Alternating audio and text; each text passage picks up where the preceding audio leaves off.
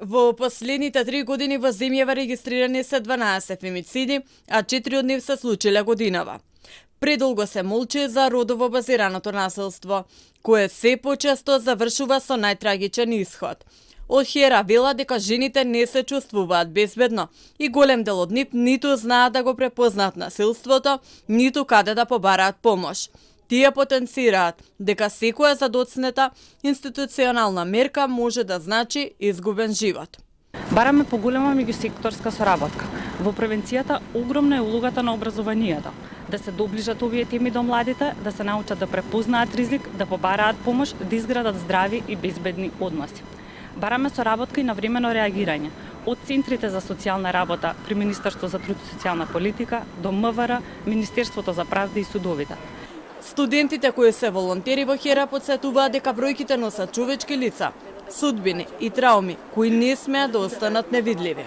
Треба да го кренеме гласот што погласно и овој меѓународен ден за борба против родово базирано насилство и насилство врз жени треба да ни биде еден показател за понатаму ние да се избориме за подобро граѓанско општество и институции кои нас не слушаат. Од денес до 10 декември трае 16 дена активизам, светска кампања против родово базирано насилство.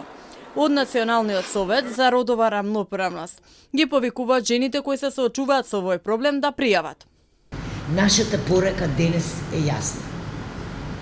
Ниту една жена не смее да биде оставена сама. Насилството не е приватна работа, тоа е општествен предизвик или би го рекле проблем. Секој од нас има одговорност да реагира, да поддржи и да пријави. Затоа ги охрабруваме жените да се соочат со насилството, да се обратат до бесплатната линија 141 700 24/7. Според последниот извештај на Обединетите нации, изминатата година на секои 10 минути била убиена една жена или девојка од партнер или член на семејството.